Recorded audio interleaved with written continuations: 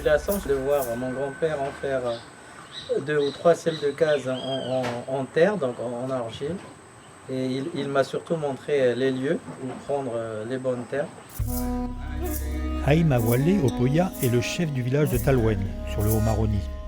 Depuis des années, il s'investit pour faire connaître l'histoire de son peuple, surtout auprès des jeunes Amérindiens qui sont partagés entre la coutume et la société moderne. Selon les traditions Wayana, le Tukushipan est construit au centre du village. Un lieu communautaire pour les réunions, les fêtes traditionnelles et l'accueil des visiteurs. Le ciel de case, on met sous le Tukushipan et il sert justement à protéger la communauté ainsi que le village. Et on dit qu'il chasse les mauvais esprits.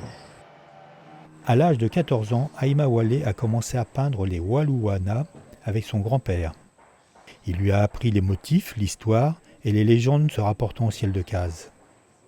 On a à peu près 25 motifs connus et d'autres sont moins connus et d'autres encore, on ne sait pas vraiment les significations. Là, donc, c'est le jaguar. Donc, en fait, c'est un félin à 2 têtes qui était très dangereux pour l'homme. Et là, c'est les esprits des eaux, donc ce qu'on appelle moulokot, donc c'est un poisson animal. En fait, c'est un esprit d'eau d'un lac, apparemment, qu'on parle beaucoup dans la légende. Et puis, ils vivent dans les environs de Tumucumac, apparemment. Après, il y a la tortue. Donc, la tortue, c'est la femme de Dieu, Kuyuli, qui s'est transformée pendant la déluge, donc l'inondation, quoi. Et puis, pour protéger ses enfants, il a transformé sa femme en tortue sous-marine et ses enfants en œufs. Il y a un seul endroit où on retrouve des figures peintes. C'est à la Mamilipan, dans un abri sous roche de Settinselberg. C'est là que doit se rendre Haïma Wale dans le cadre d'une expédition.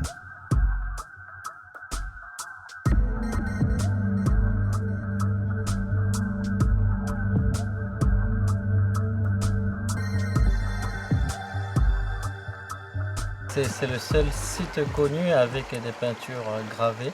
Pour moi, personnellement, c'est très important parce que il y a des motifs, des ciels de case qu'on peut voir sur les peintures gravées de ce site.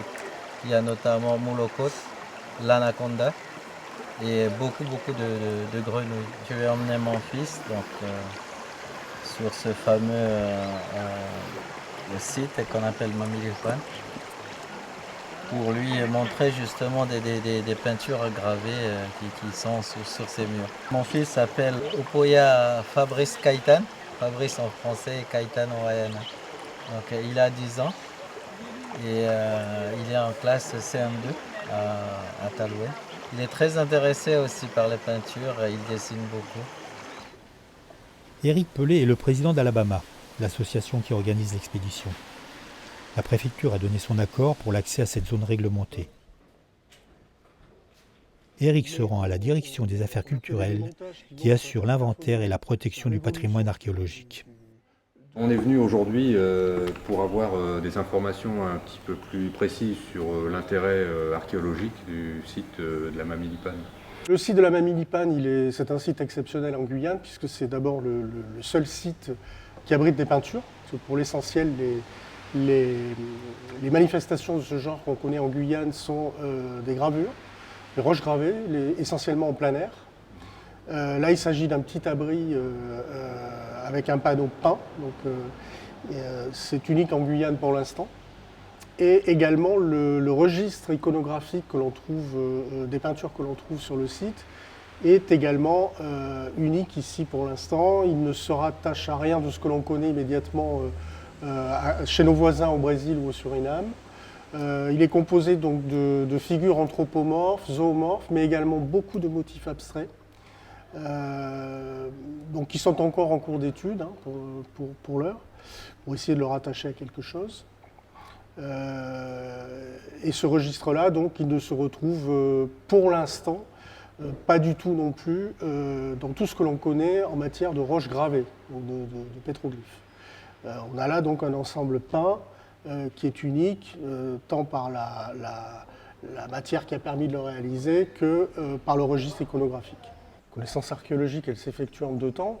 La découverte d'abord du site par François Susky, qui est venu déclarer cette découverte à la DRAC, et qui a lancé donc les premières missions d'exploration sur la mamie Lipan.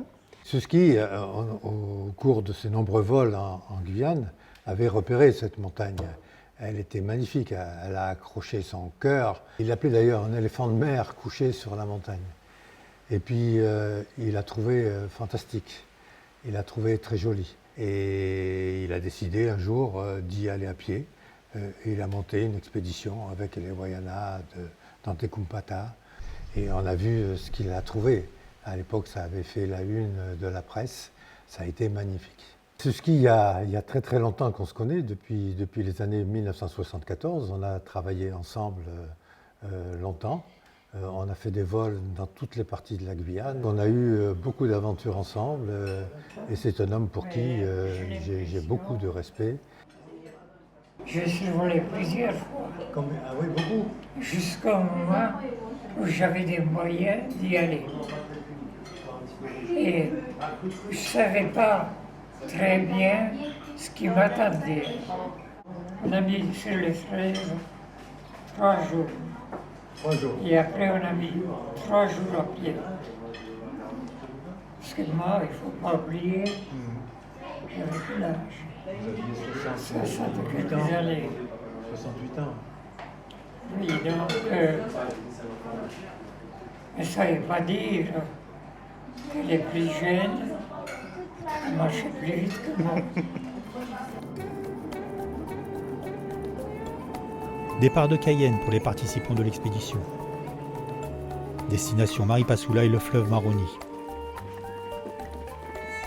De là, c'est en pirogue qu'ils rejoignent le village de Talouenne, où les attend Haïma Wala.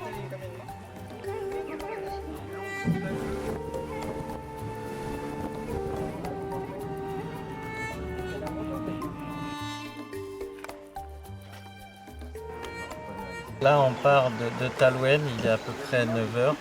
On est avec 2 pirogues. Donc, il y a la mienne et l'autre de Jésus. On est à peu près une vingtaine de personnes, dont 4 piroguiers, donc moi-même et 2 autres Amérindiens qui nous accompagnent. L'un s'appelle Yankusu et l'autre Umoyuala. Et un autre encore Wadi. Wadi qui est mon takariste. Là, on va passer les sauts qui sont dangereux parce que c'est la saison sèche en ce moment. Et il y a beaucoup de rochers qui vont nous barrer la route. C'est l'expérience qui va jouer. Et puis j'espère qu'on va bien arriver.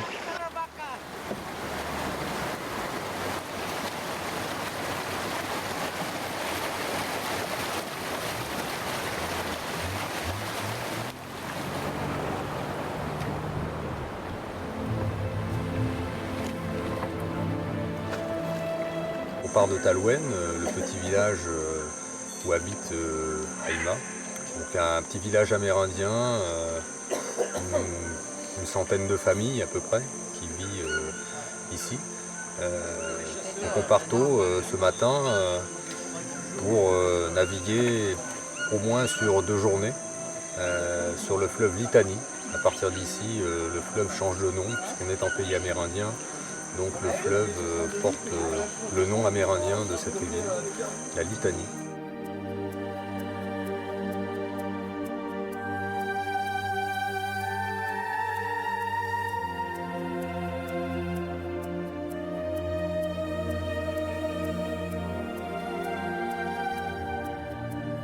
Aujourd'hui, on part pour une bonne journée de navigation. Donc là, on a déjà une petite heure qui va être plutôt tranquille avant d'attaquer le saut Pantekoum, qui est un rapide assez important. Il y a je pense une bonne dizaine de mètres de dénivelé sur plusieurs centaines de mètres. Le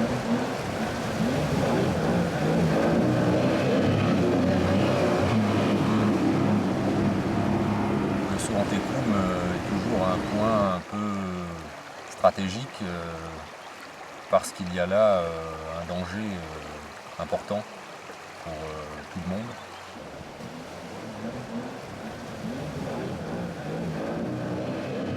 Ensuite, une fois qu'on a passé le saut en Tekloum, on retrouve un fleuve beaucoup plus paisible avec toujours énormément de roches. Il est 16h30, donc il faut qu'on s'arrête parce que la nuit tombe à partir de 18h30. On commence à avoir la pénombre qui apparaît et 19h c'est la nuit complète. Donc il faut qu'on installe le camp assez tôt parce que là on s'arrête sur une belle roche plate qui va nous permettre de faire tout le stand popote, repas du soir. Et donc il faut aussi qu'on aménage un petit peu en forêt parce que d'une part on est nombreux et puis deuxièmement c'est un camp qui a dû servir puisqu'il y a quelques structures de bois qui ont été montées il y a très longtemps, donc il va falloir qu'on les consolide un petit peu. Donc on s'arrête là assez tôt pour pouvoir préparer un petit peu tout ça tant qu'il fait jour et passer une bonne première soirée en forêt avec le chant des toucans, passage des haras. Il y a l'air d'y avoir déjà pas mal de vie sur ce petit coin de paradis.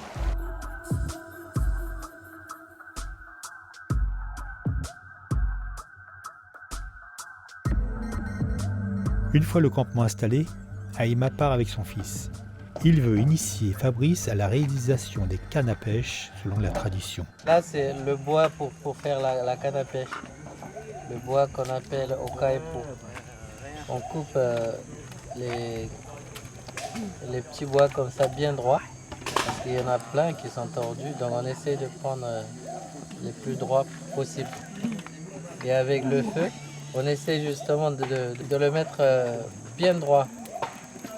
Et en le mettant au-dessus du feu, le bois cuit et ça va être plus léger quand on épluche le bois.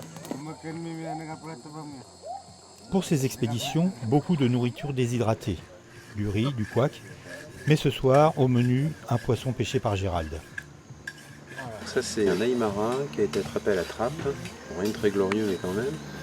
Donc c'est un des carnassiers de Guyane, les plus connus, qui est impressionnant parce qu'il a vraiment un profil de poisson préhistorique et des dents acérées assez impressionnantes. Et en gros, il n'a pas vraiment de prédateurs, il mange même les petits caïmans et à part l'homme, il est tranquille. Voilà, celui-là il fait à peu près 10 kilos.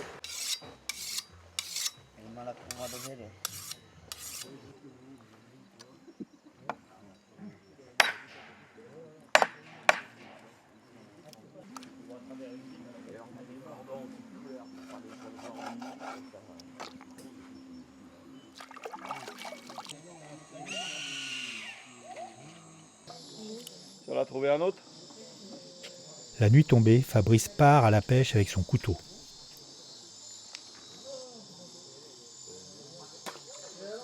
Tac, il l'a eu, tu as vu? Ah, bravo mon gars. Alors là.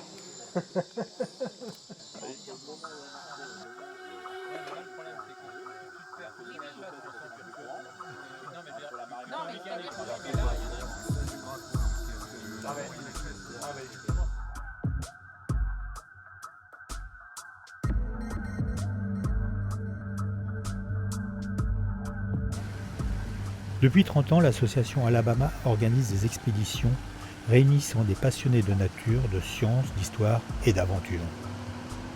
C'est en 2000 qu'Haïma Wale a rejoint l'association. J'ai appris qu'ils font des missions, des sorties en pleine forêt, souvent. Et moi, ça m'a beaucoup inspiré quand j'ai entendu ça, parce que je pense que grâce à elle, grâce à l'association, en tout cas, j'ai fait des missions que j'ai toujours voulu faire en tant que Wayana. et surtout en tant que militante, on peut dire, de mon identité, quoi. Donc, Wayana. Donc en même temps, j'avais plein de questions qui restent toujours d'ailleurs suspendues. Et donc la découverte, pour moi, c'était très très important, quoi.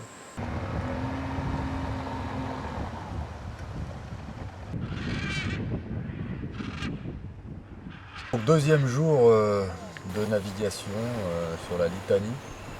Journée qui va être similaire à la fin de celle d'hier.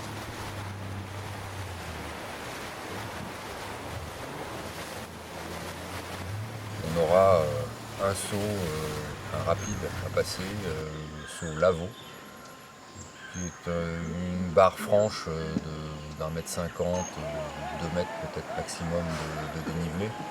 Donc là, on sera obligé de tirer le bateau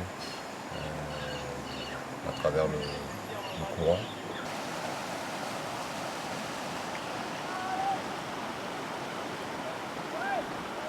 On arrivera certainement en début d'après-midi sur le point de départ de la partie terrestre de l'expédition. Donc on aura le temps de faire un petit camp pour la nuit et puis surtout de reconditionner tout notre matériel pour faire des sacs à dos qui soient le plus complets possible, qui soient adaptés en termes de poids à chacun d'entre nous et d'emmener tout ce dont on a besoin pour ensuite une semaine dans le Grand Bois. Haïma Wale décide de faire une pêche à la nivrée. Cette technique traditionnelle utilise la sève d'une liane toxique pour asphyxier les poissons. Il y a mon fils qui est avec moi, donc il veut vraiment, il est curieux surtout, hein. Et il veut vraiment voir, parce qu'il a entendu parler, par exemple les grandes nivrées. On a fait une petite nivrée, mais un mini nivrée, hein, avec les lianes, hali. On a trouvé juste au coin, quoi, mais c'était juste des pieds, hein. Donc les gens avaient déjà coupé des gros. Et là, il restait pratiquement que des racines. Et avec ça, on a fait donc une mini nivrée. Et puis plein de petits poissons sont sortis. Et il était vraiment content parce que c'était une façon de pêcher. Et lui, il a attrapé beaucoup de poissons. Notamment des gros poissons qu'on appelle hockey, des gros noirs là, avec des épines au niveau de la tête. Et c'est très délicieux. Et il a pêché ça avec une petite harpon, avec un bout en fer et puis une petite arbalète derrière. Donc ça permet de flécher comme une petite arc. Ça c'est la liane spéciale pour faire des Valérie.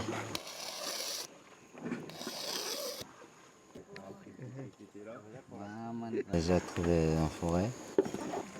Je l'appelle Mamie.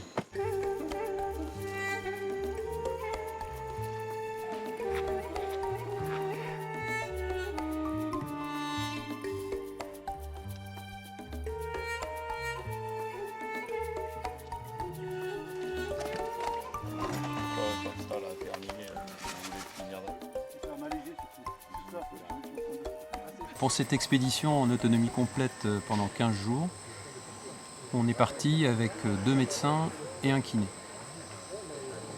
L'intérêt d'avoir un médecin dans une expédition engagée de ce type, c'est pour 3 raisons.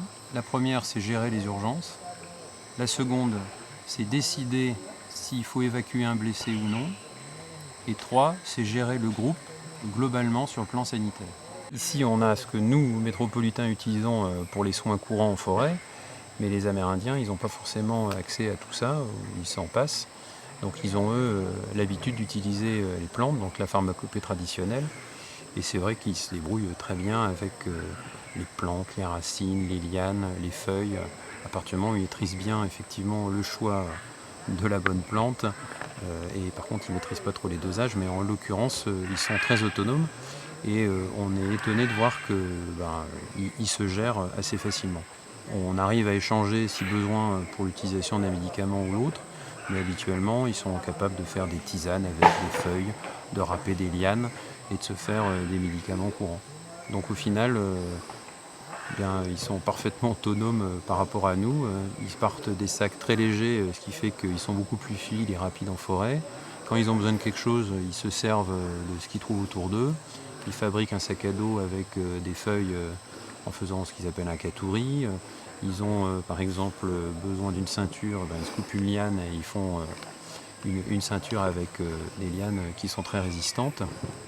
Ils sont vraiment pleinement autonomes avec le milieu qui maîtrisent parfaitement, que ce soit pour le quotidien, pour les soins ou pour tout le reste.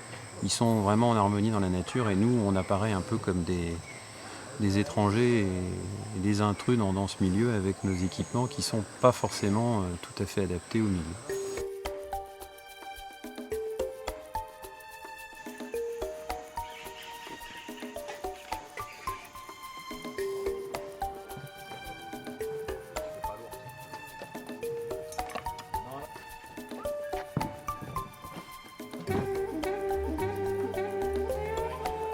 Du Dégras jusqu'à l'Inselberg, à peu près 2 journées de marche. Et donc ce site est très important pour nous, en tout cas pour les Wayanas, parce qu'il y a des peintures gravées, il y a aussi des grottes qui sont en bas, aux alentours. Donc c'est un site sacré qu'on a toujours évoqué justement dans nos mémoires oraux. Par exemple, on raconte l'histoire de Tulupele, qui était un monstre tué par Kailawa. Et c'était vraiment aux environs de ce débarcadère. Donc pour moi, qui est un curieux de l'histoire wayana, je pense que tout se relie ensemble. Donc la mémoire orale nous a permis justement de redécouvrir cet Inselberg qui était complètement oublié par les Wayanas d'aujourd'hui.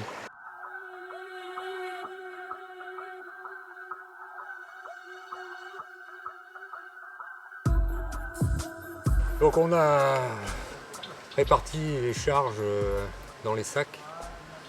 C'est comme prévu assez lourd. La moitié du poids, ça va être la nourriture, un peu de liquide, parce que pour la convivialité du soir, il faut du rhum. C'est toujours apprécié autour du feu. Donc tout ça fait qu'on arrive à des sacs d'environ une trentaine de kilos chacun. Ça va être lourd.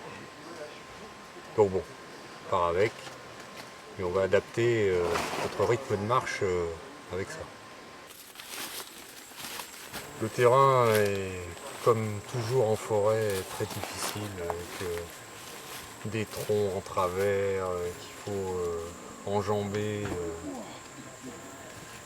en des fois posant le sac dessus pour pouvoir passer, parce que bon, les fûts d'arbres, pour la plupart ici, sont quand même assez volumineux, donc c'est pas des petits troncs de 10 cm, ceux-là c'est très simple, mais alors les plus gros c'est toujours un peu compliqué.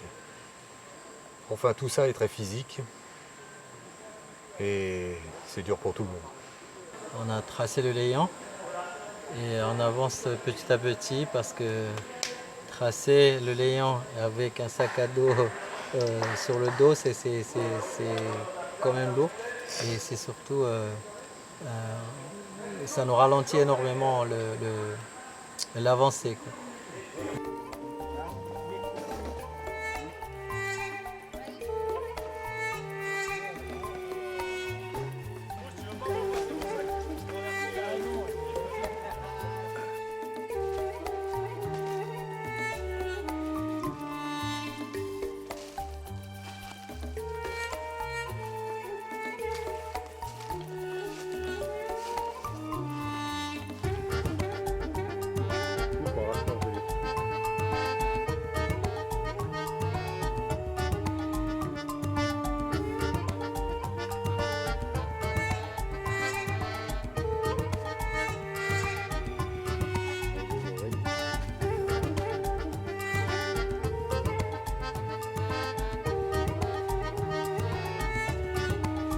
Première journée, à peu près 4 km de fait, avec un camp au bord d'une toute petite rivière, ce qu'on appelle ici nous un cricot, quoi.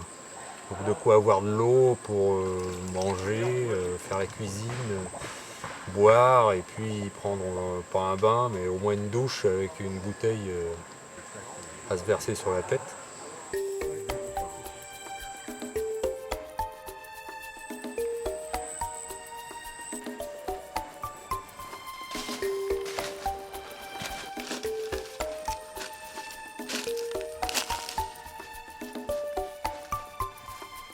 Donc c'est sympa, mais comme ça fait 2 jours qu'on est parti, la mise en jambe elle est encore là. C'est un peu difficile.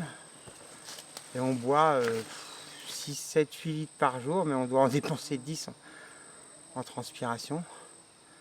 Mais bon, ça reste tellement beau, tellement magique. Mais là, à 5h moins quart, on a hâte de rentrer, d'arriver au camp. Il faudra encore faire les bâches, se laver dans la crique. Bon, c'est du plaisir en même temps, mais il y a encore tout ça à faire avant de s'installer autour du feu.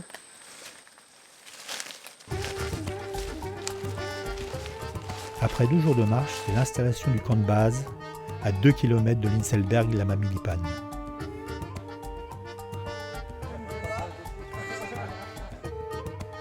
Aménagement d'une table pour la nourriture, d'une retenue d'eau pour la baignade. Demain, l'objectif sera atteint, la découverte des peintures rupestres. Là, je suis avec mon fils,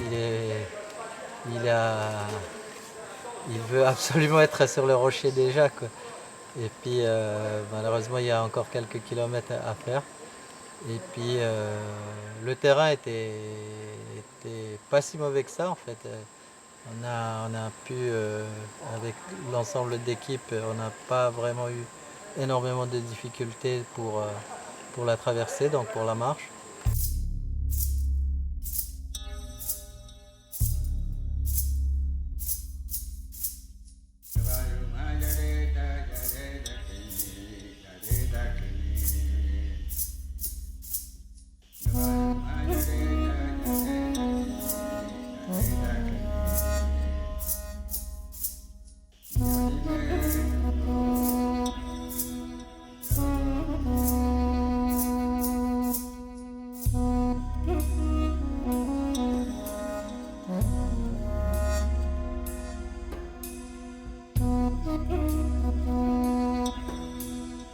À l'issue d'une belle escalade, tous arrivent à l'abri sous roche qui est dans la partie sud-sud-est de l'Inselberg.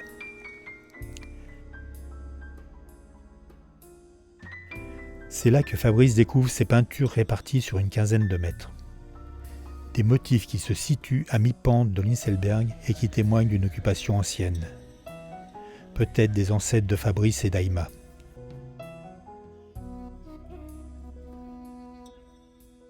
La dernière fois, j'avais vu, parce que là, le morceau part vite, hein. Il y avait ça, normalement, qui se rejoignait là. Et ça, c'est la tête du serpent, normalement. Qui va comme ça. Comme ça, et les bras là. Et son corps, il monte jusque là. Donc ça fait un boucle, normalement. Et toute espèce d'hommes et croix sont à l'intérieur. Ce qui veut dire ils ont été... il y avait probablement une histoire avec un anaconda ici, qui prouve justement l'histoire orale de chez nous, en parlant du dégrat de Mamilipan, justement, là où il parlait qu'il y avait un monstre anaconda qu'on appelait Tulupede. Aujourd'hui, nous on appelle, les Wayana appellent Okopi.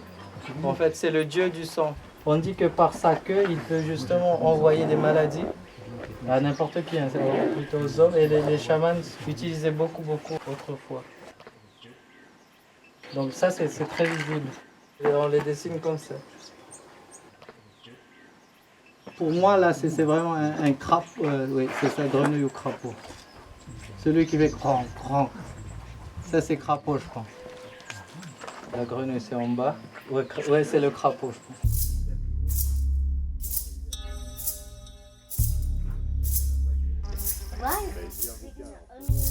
Quand il y avait la déluge, on dit que le monde a été coulé jusqu'au mi des Inselberg.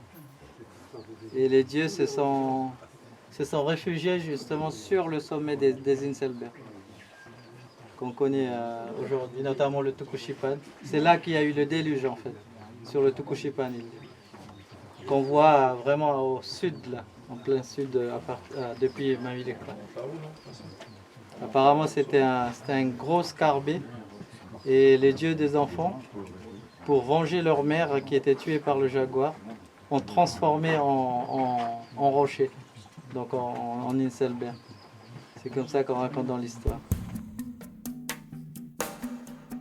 L'endroit choisi par ceux qui ont peint ces fresques surplombe la forêt équatoriale de 200 mètres. Cet abri sous roche était-il un lieu de culte, de cérémonie? Comment interpréter ces motifs? Le mystère reste entier. Là, je pense que c'est un homme, tu vois, les pieds, les pieds, le ventre, les bras et la tête, là, je crois. Là, c'est un croix, je ne sais pas trop ce que c'est.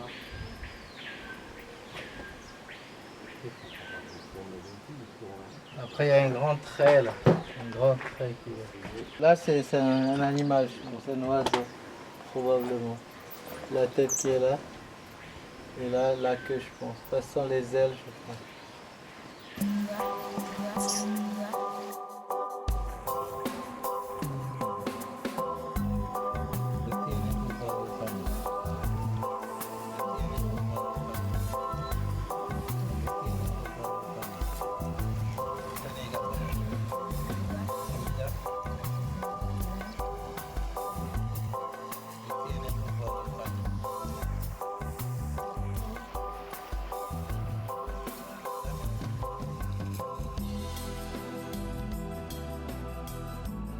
Quand Susski il arrivait sur cette montagne, il prenait la pente, il absorbait la pente avec son avion, il décrochait sur la façade et il tournait en plongeant de l'autre côté, les grottes.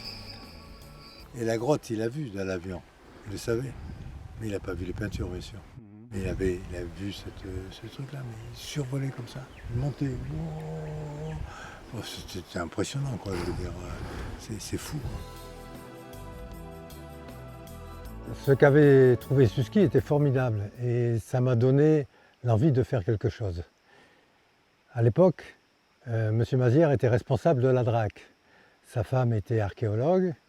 Il y avait également un jeune vat qui s'appelait Michael Mestre, qui est à l'INRAP maintenant.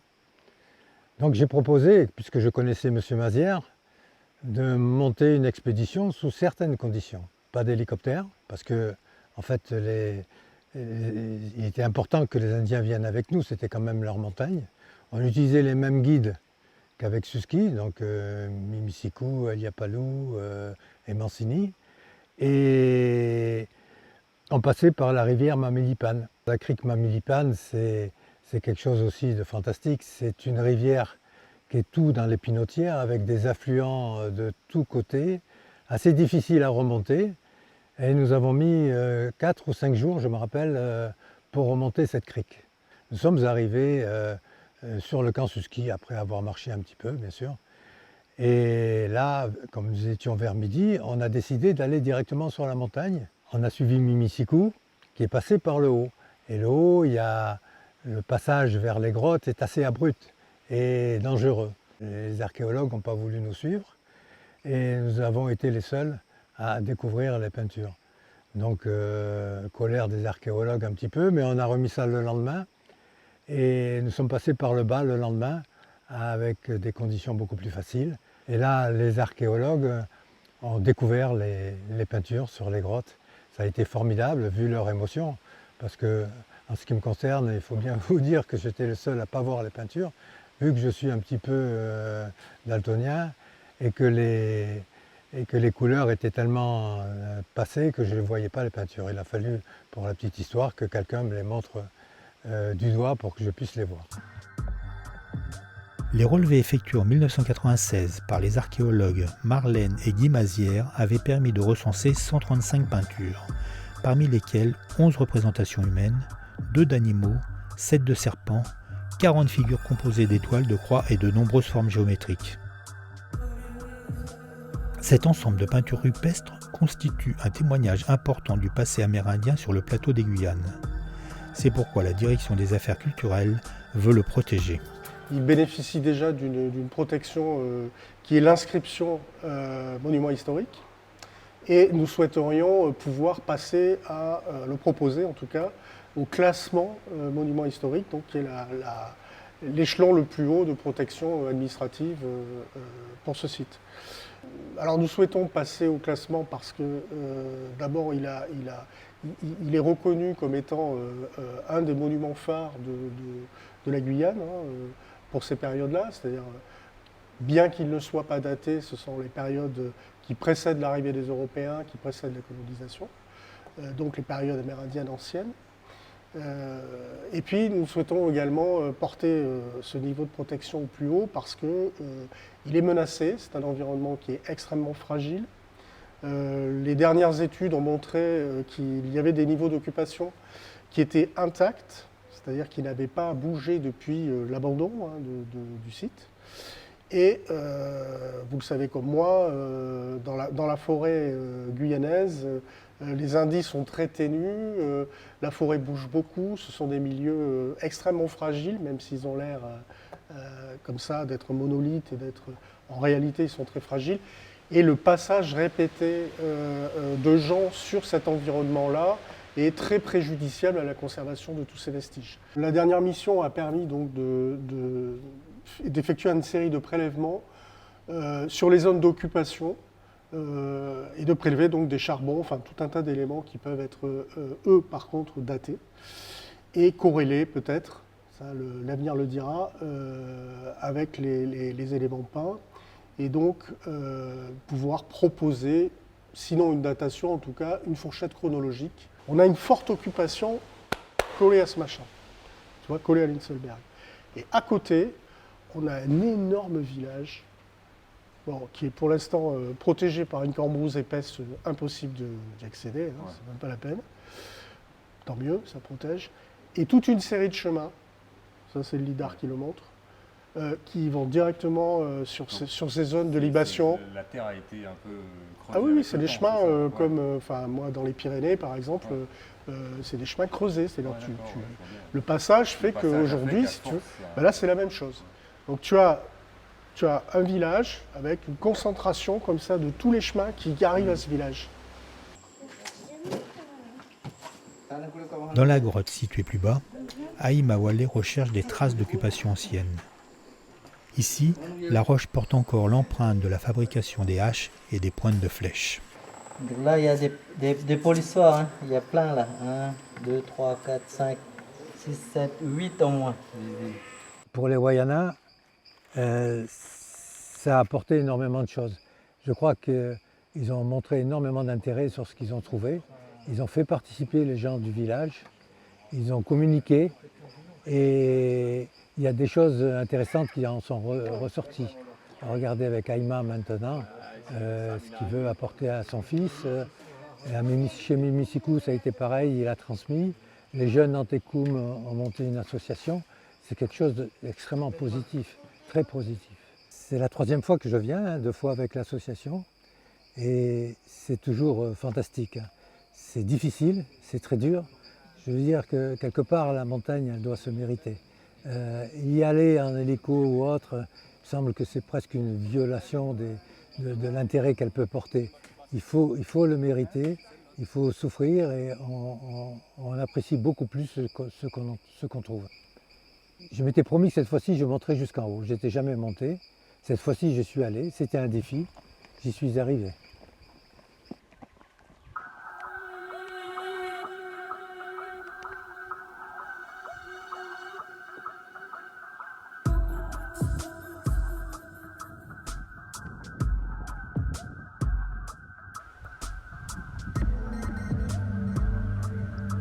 Il y a presque maintenant 20 ans, on a fait une expédition qui nous a menés dans les Tumucumac et ensuite sur le grand fleuve du Brésil, le Jari, qui se jette dans l'Amazone. Et à cette occasion, j'ai fait la rencontre d'un Amérindien Aimawale Opoya. Et lors de cette expédition, on a sympathisé et il est très féru de son passé, de ses traditions amérindiennes Wayana. Et il m'a parlé à l'époque d'un rituel qui se fait chez les Wayana qu'on appelle le maraqué. Et en discutant, il me disait, ben voilà, si tu veux participer un jour à ce maraqué, tu seras le bienvenu. Et puis, il s'est passé plusieurs années et en 2003, un grand maraquet a été organisé à Talwen et Twenke. Et donc, j'ai eu la chance d'y participer. Donc, c'est un rituel qui se passe sur 3 mois avec beaucoup de danses différentes, beaucoup de rites. Et dans ce maraquet, il y a des éléments qui sont importants, qui sont les animaux de la mythologie des Wayana, les représentations qu'on peut retrouver sur les ciels de case, comme la chenille urticante, le jaguar, la tortue, Molokote, qui est un poisson, mi-poisson, mi-homme ou mi-dragon en fonction. Pendant 3 mois, j'ai fabriqué mon Molokote qui allait contenir les fourmis flamandes qui seraient utilisées à la fin du maraquet. Et ce qui est extraordinaire avec l'expédition qu'on vient de faire aujourd'hui sur la Mamilipane, c'est qu'on a retrouvé des figures identiques au ciel de case d'Aimawale et de la mythologie amérindienne. Et donc aussi, il y a un lien avec le maraquet.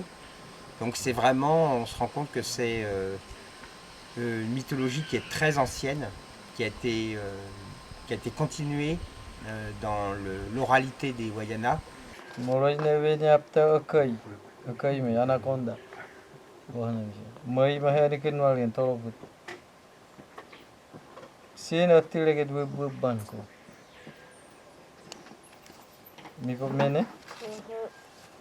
Donc je dis à mon fils que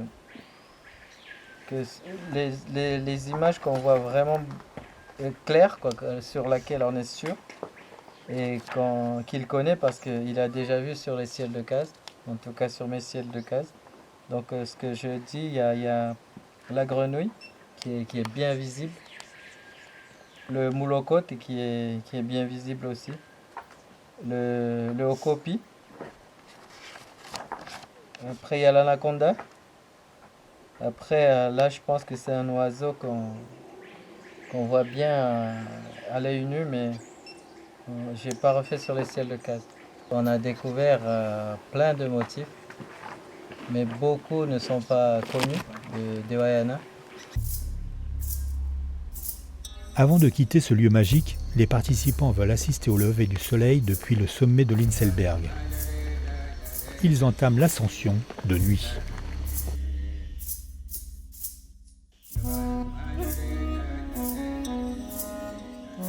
Avec cette expédition, Aimawale a partagé avec son fils le savoir qu'il avait reçu de son père et de son grand-père.